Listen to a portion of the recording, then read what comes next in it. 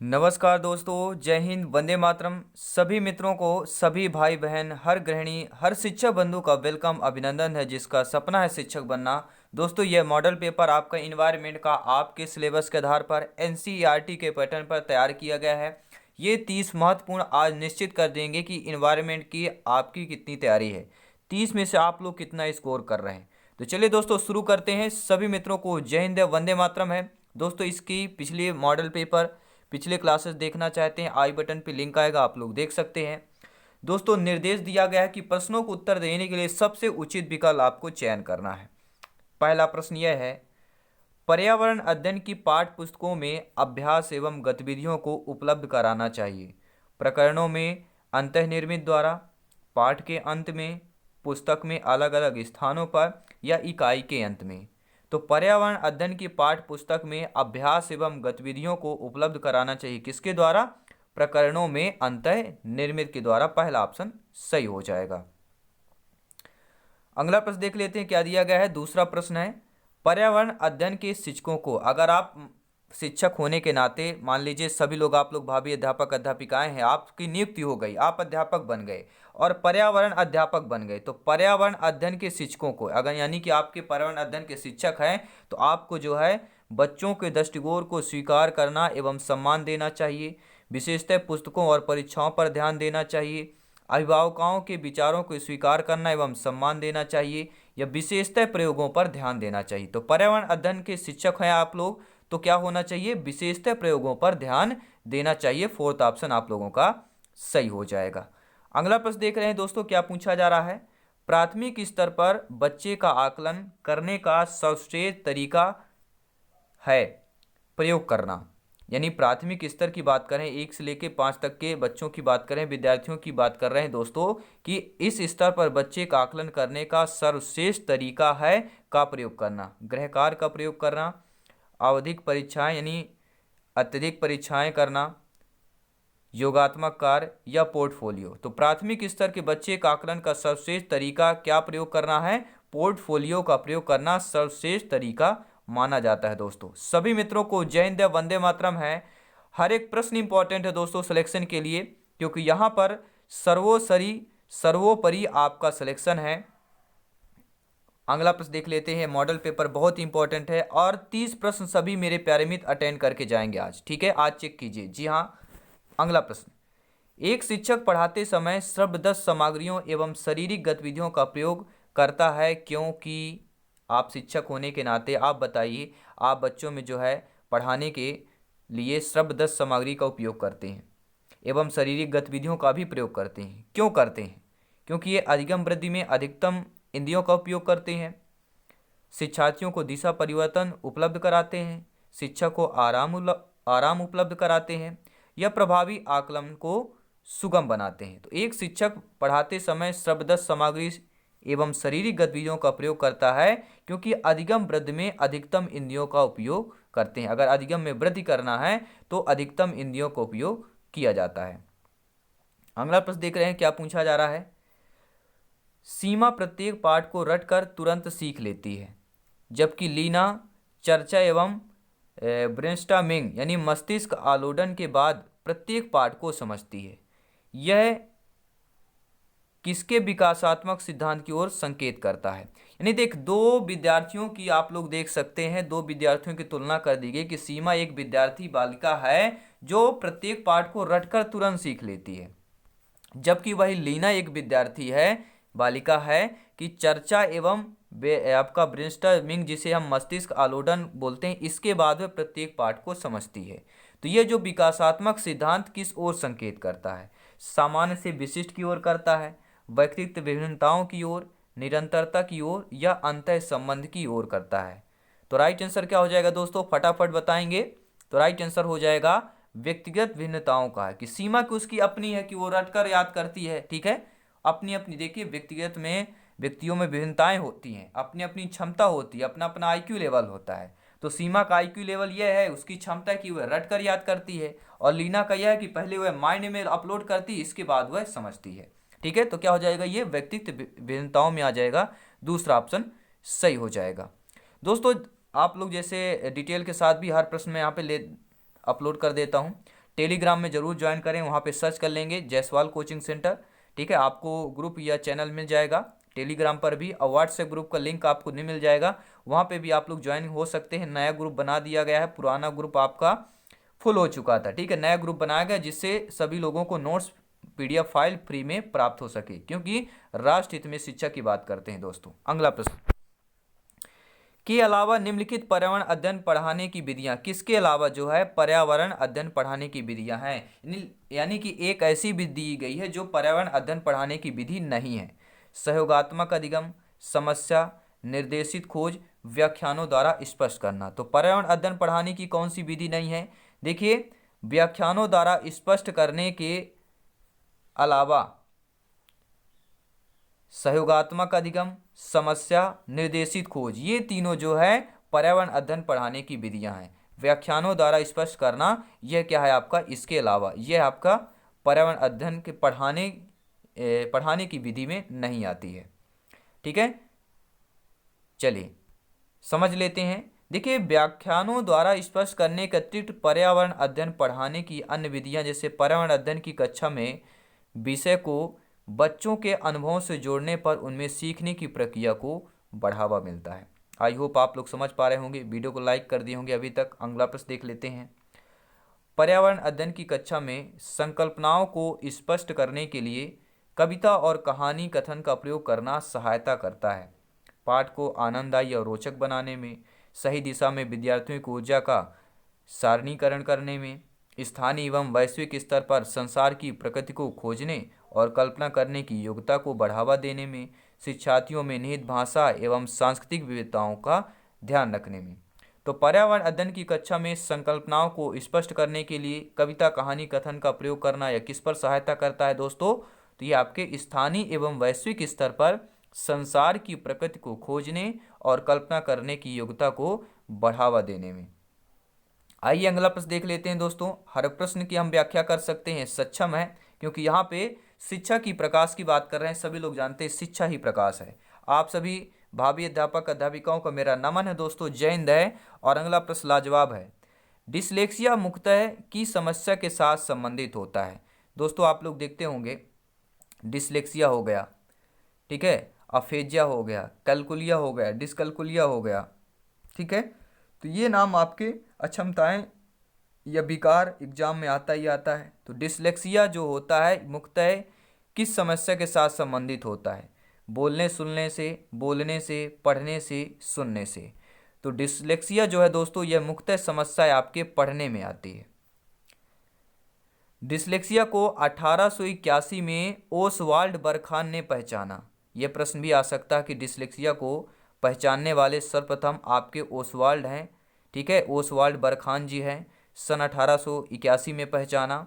और रूडोल्फ ने 1887 में इसे डिसलेक्सिया नाम दिया। तो यह आ जाए कि इस अक्षमता को, पढ़ने की क्षमता को डिसलेक्सिया नाम किसने दिया था? तो रूडोल्फ ने दिया था। कब दिया था? 1887 में दिया था। वास्तव में यह अधिगम क्या है? विकलांगता है, जिसका प्रकटीकरण मुख्य रूप से वाणी या लिखित भाषा के दृश्य अंकन की कठिनाई के रूप में होता है। तो आई होप आप लोग समझ पा रहे होंगे। आइए देख लेते हैं अगला प्रश्न। सहयोगात्मक अधिगम में पुराने एवं अधिक दक्ष विद्यार्थी छोटे कम कुशल विद्यार्थियों का आकलन करते हैं। इसका परिणाम क्या है? दोस्तों आप लोग देखते होंगे, क्योंकि आप लोग शिक्षक हैं, आप लोग सर्वज्ञ हैं। सहयोगात्मक अधिगम में पुराने एवं अधिक दक्ष विद्यार्थी जो होते हैं छोटे या कम कुशल विद्यार्थियों का आकलन करते हैं। इसका परिणाम है समूहों में द्वंद्व का है, उच्च नैतिक विकास का है, गहन प्रतियोगिता का है, या उच्च उपलब्धि व स्वगरिमा का है। देखिए, सहयोगात्मक अधिगम में पुराने एवं अधिक दक्ष विद्यार्थी जो प्राप्त, मतलब आप सोच समझ सकते हैं, जो अपने आप को बुद्धिमान समझते हैं, जिनको ज्ञान होता है, वो क्या करते हैं? छोटे या कम कुशल विद्यार्थी जो कम ज्ञान होता है, जो बच्चे सामान्य के होते हैं, उनका आकलन करते हैं, ठीक है। समूहों में द्वंद्व, उच्च नैतिक विकास, गहन प्रतियोगिता, उच्च उपलब्धि व स्वगरिमा। तो राइट ऑप्शन क्या हो जाएगा? उच्च उपलब्धि व स्वगरिमा के। इसका परिणाम यही कि उनके पास उच्च उपलब्धि है, स्वगरिमा है। उच्च उपलब्धि है तभी उनके पास गरिमा है, स्वगरिमा, ठीक है। चलिए, तो फोर्थ ऑप्शन सही हो जाएगा। क्योंकि दोस्तों मैं आपको बता देना चाहता हूँ, सहयोगात्मक अधिगम में पुराने और अधिक समय वाले जो छात्र होते हैं छोटे छात्र व कम कुशल छात्रों को आकलन करते हैं। इसका मुख्य कारण यह है कि वह अधिक उपलब्धि कर चुके होते हैं या अपना आत्मज्ञान दिखाते हैं। आई होप आप लोग समझ पा रहे होंगे, और ऐसा होता भी है। अगला प्रश्न देख लेते हैं, बहुत ही महत्वपूर्ण प्रश्न दोस्तों, सिलेक्शन वाला प्रश्न है कि अल बिरूनी जिस देश से आया है उसका नाम क्या है। और जब आप एनसीईआरटी की बुक में पढ़ेंगे, ये 4-5 हैं कि जो हमारे विदेशी आए हुए हमारे देश में उनका जिक्र हुआ है। तो अल बिरूनी जिस देश से आया है उसका नाम क्या है। उज्बेकिस्तान है, बांग्लादेश से आया है, ओमान से आया है, अफगानिस्तान से आया है। क्योंकि हमारी जो तैयारी चल रही है एनसीईआरटी के अकॉर्डिंग चल रही है, जो आपके एग्जाम में आना है मेरे प्यारे मित्रों। सिलेक्शन पाना है, वीडियो लाइक कर देंगे, और अभी भी आप लोगों ने सब्सक्राइब नहीं किया तो जरूर कर लीजिएगा, ठीक है। सदस्यता हासिल कर लीजिए जिससे सभी क्लासेज आप लोग ज्वाइन हो सकें, अटेंड कर सकें। तो अल बिरूनी जिस देश से आया था उसका नाम था उज्बेकिस्तान। क्या नाम था? उज्बेकिस्तान, ठीक है। इसने भारत के इतिहास पर एक किताब भी लिखी थी, तारीख ए हिंद। किताब किसने लिखी? तो अल बिरूनी ने लिखी थी। सभी लोग नोट कर लेंगे, बहुत ही महत्वपूर्ण बात बताने जा रहा हूं दोस्तों। अल बिरूनी के द्वारा जो लिखी गई किताब है तारीख ए हिंद है, यह भारत के इतिहास पर यह आप बुक लिखा था। यह कहाँ का रहने वाला है, किस देश से आया था? हमारे भारत देश में उज्बेकिस्तान से आया हुआ था। अगला प्रश्न है, एक ट्रेन से संबंधित प्रश्न है जो आपके सी टेट यूपी टेट में बहुत ज़्यादा देखने को मिलता है, तो चांसेज आपके एमपी टेट में भी हैं, ठीक है।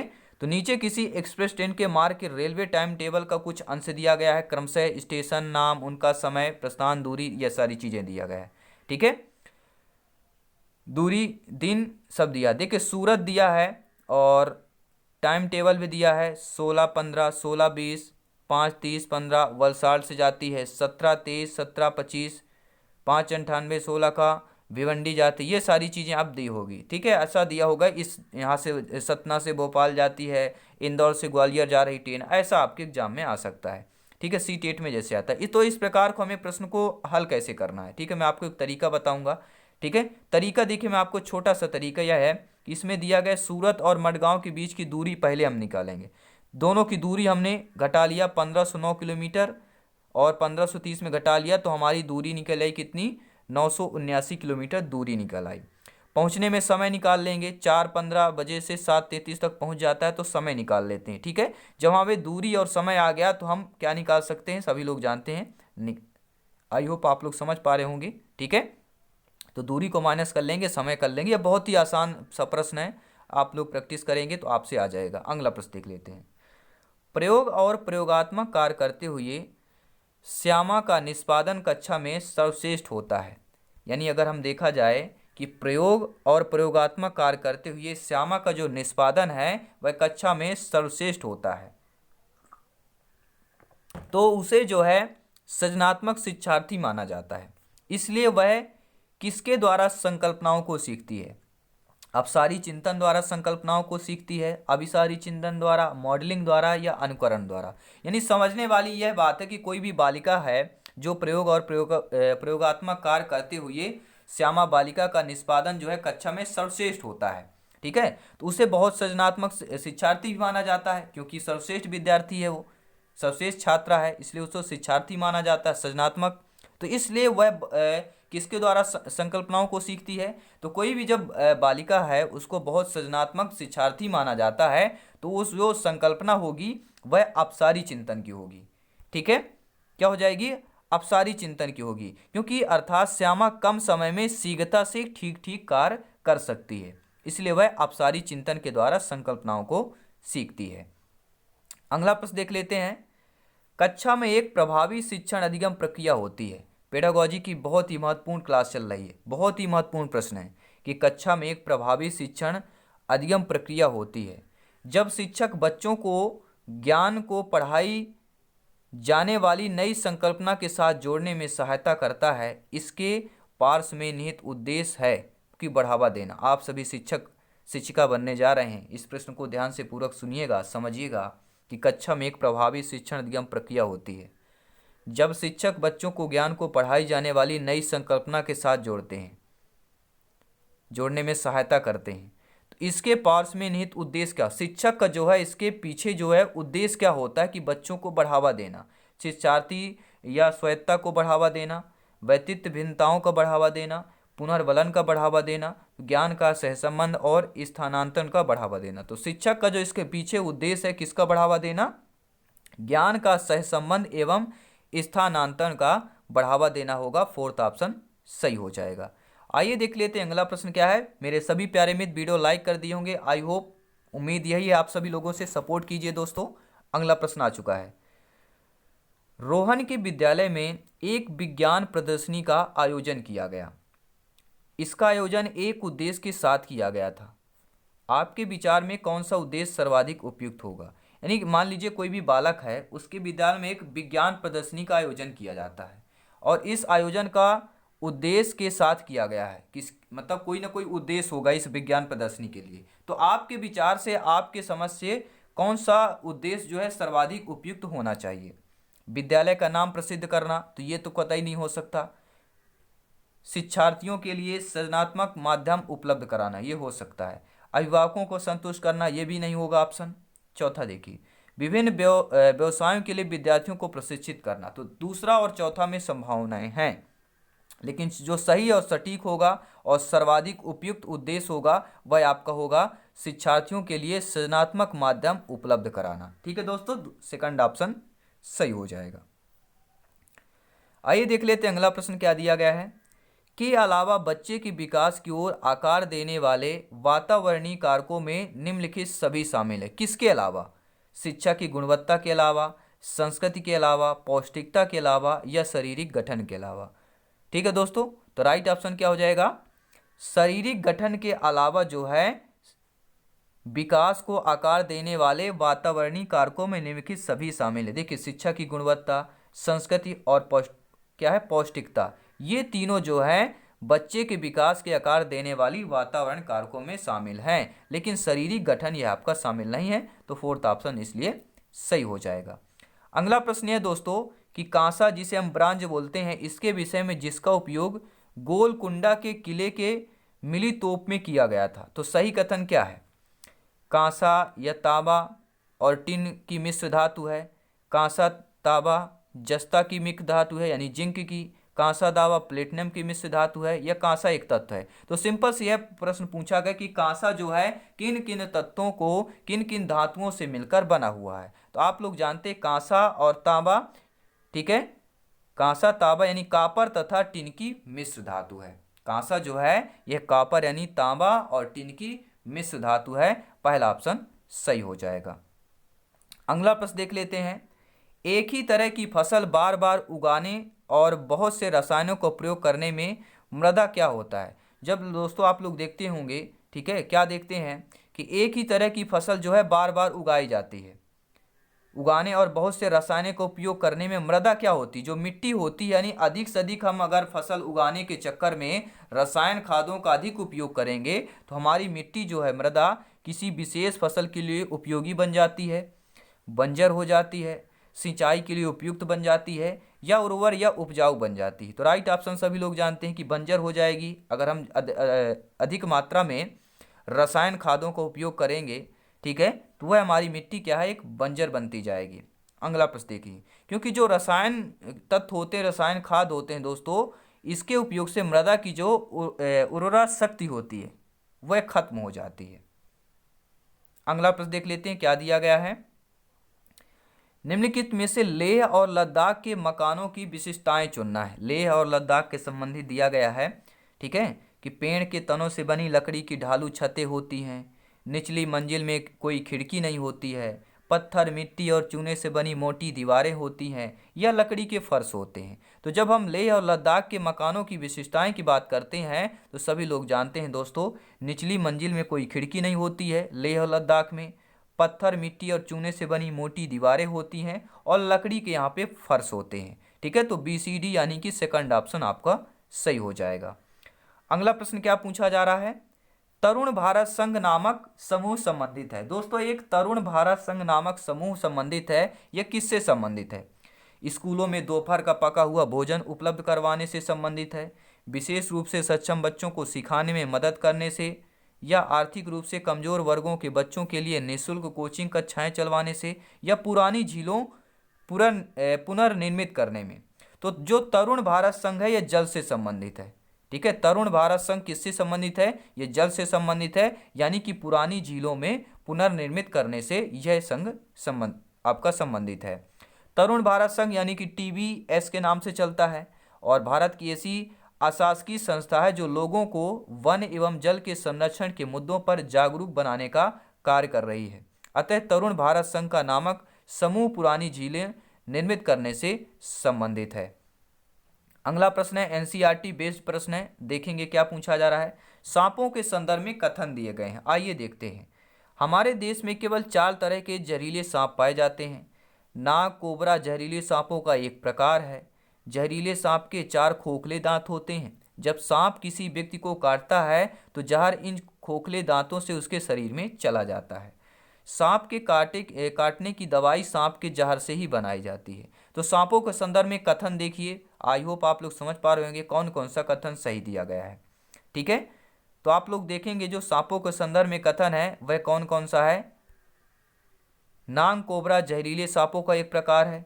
हमारे देश में केवल 4 तरह के ही जहरीले सांप पाए जाते हैं और जहरीले सांप के 4 खोखले दांत होते हैं। जब सांप किसी व्यक्ति को काटता है तो जहर खोखले दांतों के शरीर में चला जाता है। ठीक है, तो आपका कौन सा ऑप्शन सही है? आई होप आप लोग समझ पा रहे होंगे। अगला प्रश्न देख लेते हैं। ठीक है, चलिए अगला प्रश्न दिया गया, क्या पूछा जा रहा है कि निम्नलिखित में से यह बताना है पेट्रोलियम के सही अभिलक्षण को चुनना है। पेट्रोलियम का सही अभिलक्षण कि अच्छी गंध का पतला नीला रंगीन द्रव होता है, बदबूदार पतला पीला द्रव होता है, बिना गंध का गाढ़ा तथा गहरे रंग का तरल पदार्थ होता है, बदबूदार गाढ़ा गहरे रंग का तेल होता है। तो पेट्रोलियम का सही अभिलक्षण क्या है दोस्तों? कि यह बदबूदार गाढ़ा गहरे रंग का तेल होता है, क्योंकि पेट्रोलियम एक अत्यधिक उपयोगी पदार्थ है जिसका उपयोग दैनिक जीवन में बहुत अधिक होता है और इसका निर्माण कोयले की तरह वनस्पतियों के पृथ्वी के नीचे दबने तथा कालांतर में उनके ऊपर उच्च दाब तथा ताप के आपतन के कारण होता है। ठीक है, ताप के आपतन के कारण। और प्राकृतिक रूप से पाए जाने वाला पेट्रोलियम को अपरिष्कृत तेल कहते हैं, क्रूड ऑयल जिसे कहते हैं। ठीक है, और एक काले रंग का गाढ़ा द्रव होता है और पेट्रोलियम के सही अभिलक्षण बदबूदार गाढ़ा और गहरे रंग का तेल होता है। आइए देख लेते हैं अगला प्रश्न। वीडियो लाइक करते जाएंगे क्योंकि सभी लोग आप लोग भावी अध्यापक अध्यापिकाएं हैं, आप सभी को नमन है। जय हिंद दोस्तों, एनर्जी कायम रखना है क्योंकि सिलेक्शन यहाँ पे सर्वोपरि है। आइए प्रश्न देख लेते हैं। निम्नलिखित में से रोगों का वह समूह चुनिए जो मच्छरों से फैलता है। मच्छरों से फैलने वाले रोग को चुनना है। आपको पता है NCERT की, ठीक है, बुक में इस तरह से एक प्रश्न आता ही आता है, मच्छरों से संबंधित रोगों से संबंधित रोग से एक प्रश्न जरूर आएगा। तो डेंगू, मलेरिया, चिकनगुनिया ये 3 ऐसे रोग हैं, ठीक है, जो आपके एक उष्ण कटिबंधीय रोग कहलाते हैं। चिकनगुनिया कैसा है? एक उष्ण कटिबंधीय। चिकनगुनिया डेंगू जो है एक उष्ण कटिबंधीय रोग है जो एडीज इजिप्टी मच्छरों के काटने से होता है। ये बहुत बार आता है कि चिकनगुनिया डेंगू किन मच्छरों के काटने से होता है, तो एडीज इजिप्टी मच्छरों के काटने से होता है। और मलेरिया एक वाहक जनित संक्रामक रोग है जो प्रोटोजोआ परजीवी द्वारा फैलता है। और चिकनगुनिया की बात करते हैं तो यह लंबे समय तक चलने वाला जोड़ों के दर्द वाला रोग है। इस रोग का उग्र चरण तो मात्र 2 से 5 दिन के लिए चलता है, लेकिन जोड़ों का दर्द लंबे समय तक चलता है। यह एडिस मच्छर के काटने से होता है। अगला प्रश्न देखेंगे क्या है। मधुबनी चित्रों को बनाने के लिए चित्रकारों द्वारा उपयोग किए जाने वाले रंग होते हैं। सोने चांदी को घोलकर बनाए गए पेंट में होते हैं। अत्युत्तम गुणवत्ता के फाइबर पेंट होते हैं। पीसे हुए चावल के रंगीन घोल होता है या विशेष प्रकार से बने पोस्टर रंग होते हैं। तो मधुबनी चित्रों को बनाने के लिए चित्रकारों द्वारा जो उपयोग किए जाने वाला रंग होता है वह क्या होता है? पीसे हुए चावल के रंगीन एक घोल होता है। क्या होता है? और आप जानते हैं कि मधुबनी चित्रकला जो है मिथिलांचल क्षेत्र जैसे बिहार के दरभंगा, मधुबनी एवं नेपाल के कुल क्षेत्रों में प्रमुख चित्रकला है। इसके रंगों को बनाने के लिए घरेलू चीज़ें हल्दी, केले के पत्ते, पीपल की छाल और पीसे हुए चावल आदि की आवश्यकता पड़ती है। आइए देखते हैं अगला प्रश्न, बेहतरीन लाजवाब प्रश्न है। एक पब्लिक स्कूल में प्रत्येक कक्षा में लगभग 2 से 3 बच्चे आवश्यकता वाले हैं। कुछ बच्चे शारीरिक मानसिक रूप से विकलांग बाधित हैं। ये बच्चे अन्य बच्चों के साथ उसी कक्षा में एक साथ पढ़ते हैं। उपर्युक्त पब्लिक स्कूल इनमें से किसका अनुपालन करता है? समवयस्क शिक्षा का, समावेशी शिक्षा का, प्रतिपूरक अध्ययन का, सतत एवं व्यापक मूल्यांकन का। तो ऐसी विद्यालय, ऐसा स्कूल जहां पर सभी प्रकार के विद्यार्थी पाए जाते हैं, वह समावेशी शिक्षा कहलाता है। समावेशी शिक्षा, जहां पर प्रत्येक कक्षा में लगभग 2 से 3 बच्चे आवश्यकता वाले हैं, यानी शारीरिक और मानसिक रूप से विकलांग बच्चों को भी जिस स्कूल में शामिल किया जाता है, वह स्कूल, वह विद्यालय समावेशी शिक्षा कहलाता है। वह समावेशी शिक्षा का पालन करता है विद्यालय और स्कूल भी। ठीक है दोस्तों, अगला प्रश्न देख लेते हैं। देखिए, घर्षण के विषय में चर्चा करते समय एक शिक्षिका ने इस संकल्पना की व्याख्या करते हुए कहा और उदाहरण दिया, इनमें से कुछ ऐसे उदाहरण हैं जिनमें घर्षण हमारे दैनिक जीवन में उपयोगी होते हैं। उस शिक्षिका ने कक्षा में नीचे दिए गए बताई। देखिए, आज की जो टॉपिक है लेवल का एग्जाम का, वह डायरेक्टली आपको घर्षण के बारे में नहीं पूछा जाता टीटी एग्जाम में। इसमें एक कहानी टाइप दे दिया जाता है 2-3 लाइन की, कि शिक्षिका ने ऐसा किया, चर्चा किया। ठीक है, आपको समय वेस्ट करने के लिए, ठीक है, तो आपको समय वेस्ट नहीं करना है, डायरेक्टली हमें आंसर पे आना है कि प्रश्न घर्षण से संबंधित है। तो पहले हम पॉइंट देखेंगे। हम पेन की नोक और कागज के बीच घर्षण होने के कारण ही लिख पाते हैं। हम फर्श पर अपने पैरों और फर्श के बीच घर्षण के कारण ही चल पाते हैं। ऊर्ध्वाधर ऊपर फेंकी गई कोई गेंद घर्षण के कारण ही हमारे पास वापस लौटती है। घर्षण के कारण ही हम किसी गतिशील वाहन पर ब्रेक लगा सकते हैं। अब बताइए कौन कौन से, तो ये सभी लोग जानते हैं। क्या जानते हैं भैया? कि ये भी जानते हैं कि घर्षण के कारण ही हम किसी गतिशील वाहन पर ब्रेक लगाते हैं। ठीक है, हम पेन की नोक भी कागज के बीच घर्षण के कारण ही लिख पाते हैं। ठीक है, और हम फर्श पर अपने पैरों और फर्श के बीच घर्षण के कारण ही चल पाते हैं। तो ए बी डी जो ऑप्शन दिया है, डी ए बी, तीसरा ऑप्शन सही हो जाएगा। ये तीनों घर्षण से संबंधित है। और जो ये गेंद फेंकना, ये क्या, गुरुत्वाकर्षण से संबंधित होगा। तीसरा ऑप्शन आपका नहीं होगा। अगला प्रश्न देख लेते हैं, क्या दिया गया है। एक पश्मीना शाल लगभग साधारण स्वेटरों के बराबर 10 गुना ज़्यादा गर्म होती है। एक साधारण पश्मीना शाल को बुनने हेतु कितने घंटों का समय लगता है। देखिए, कोई पश्मीना शाल है, वह लगभग साधारण स्वेटरों के 10 गुना ज़्यादा गर्म होती है। तो वह एक साधारण पश्मीना शाल को बुनने हेतु कितना समय लगता है।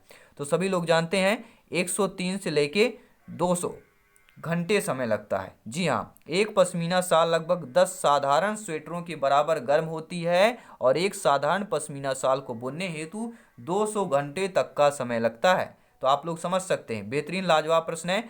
वीडियो लाइक कर देंगे मेरे सभी प्यारे मित्र। आइए अगला प्रश्न देख लेते हैं।